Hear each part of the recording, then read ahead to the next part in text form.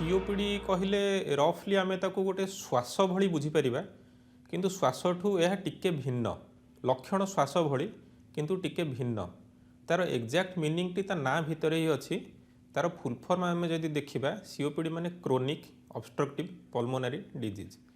Chronic माने जो रोगटी टिके टिके धरिकी सबुदिन बढ़ी बढ़ी चले केबे भल हुएनी लंबा समय पर्यंत रही था आम शरीर सहित।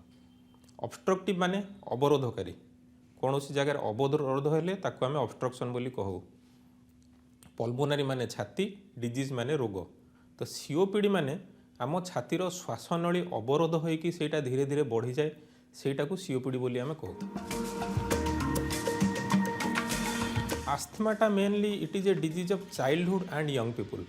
चाइल्डहुड एंड यंग एज रे आस्थमार अनसेट होता है। आस्थमार मुख्य कारण हूँ allergy.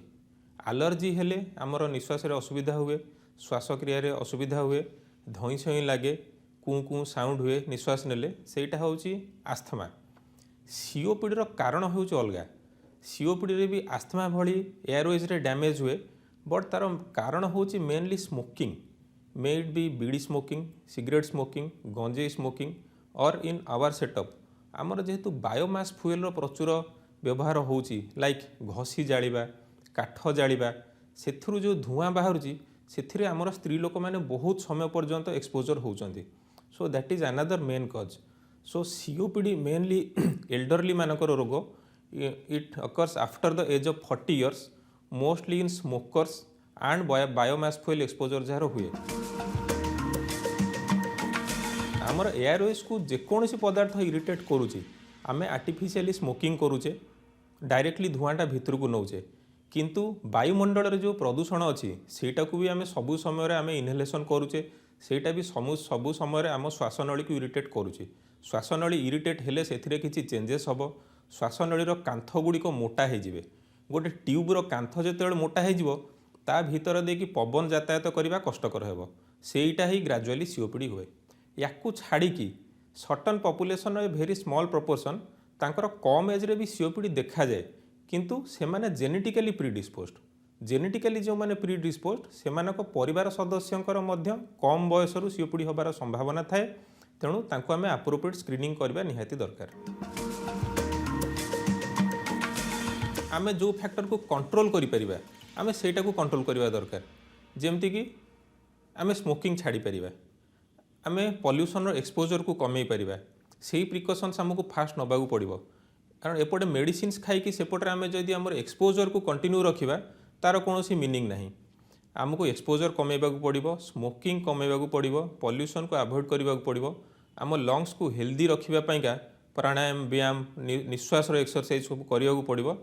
In case of any symptoms we need proper diagnosis and treatment. COPD एक श्वासजनित रोग से पवन जीवाआसियार असुविधा हुए। पवन जीवाआसियार असुविधा को जानापा आमर डिवाइस होची स्पायरोमेट्री। स्पायरोमेट्री बोली गोटे छोट परीक्षा अच्छी से गोटे पाइप देकी फुंका जाए। से फुंकबारू केते आम श्वासनली भल अच्छी केते खराब अच्छी सेटा आमे जानी परिबा। अकॉर्डिंगली आमे डायग्नोसिस करि परिबा। तो जदि गोटे पेशेंटर डायग्नोसिस होउची अकॉर्डिंगली तापरे आमे तांको स्टेज करिकी अकॉर्डिंग टू स्टेजेस आमे मेडिसिन्स दे परिबा। मेडिसिन्स द्वारा एटा एक्जाक्टली भल हो पारिबनी कारण जो चेंजेसटा एयरवेज रे हो जाए दैट इज परमानेंट। धरतु मु आउ टिके मोर साइंटिफिकली जदि कहबी आमर लंग फंक्शन गोटे साधारण मनिषर 30-40 वर्ष पर ईयर 10% डिक्रीज करे पर year. In case of COPD से डिक्लाइनटा आहुरी फास्टर हो जाए depending upon exposure of the risk factors. जी बहुत स्मोकिंग करुच्ची मे भी तांकर पर ईयर 20% 30% डिक्लाइन करें। तो गोटे कंप्रोमाइज लंग्स केबे पछकू फेरबनी। लंग्स रे जो डैमेज होगला सेटा होगला। सो इनिशियली आमे ट्राए करूँ मेडिसिन्स देकी, medicines in form of inhalers. एटा भी समस्ते बुझी रखा निहाती दरकार। आमर गोटे भ्रांत धारणा रही जे इनहेलर गुड़ाक एंड स्टेज रे यूज हुए किंबा इनहेलर गुड़ाकर बहुत साइड इफेक्ट अच्छी से क्षतिकारक। सेमिति आदौ नुहे। आमर जो हाथ में गोटे खंडिया होची आमे सेठी मलम लगौचे यहाँ से भाया जिनस। इनहेलर माने कौन आम रोग लंग्स रे अच्छी आमे जदि इनहेलर नौचे से मेडिसिन डायरेक्टली आम लंग्स को जाऊँगी बॉडी आउ कौटिक जाऊनी। तो inhaler is most effective and least side effect. Inhaler is the treatment of choice. तो इनहेलर को डरवा दरकार नहीं। Inhaler is the treatment of choice depending upon damage of the patient, damage of the lungs. आमे केतेबेले inhaler dose बढ़ेबा, केतेबेले inhaler dose कमेबा, केतेबेले आमे गोटे जगह दुईटा इनहेलर दबा कि तीनटा इनहेलर दबा, but that is the treatment of choice. In case inhaler सहित भी किसी ट्रिटमेंट आमर सक्सेसफुल होउनी and lungs are extremely damaged, से केस रे आमे सर्जरी कथा भाभी पारू, but those are very very advance procedures. आमे से स्टेज को गला बेलू प्रायतः लाइफ रो क्वालिटी बहुत खराब हो सारी थाए। Yes, surgery is an option, but आमे से स्टेज को जीवाटा उचित नुह। Precautionary measure is we should avoid the avoidable risk factors.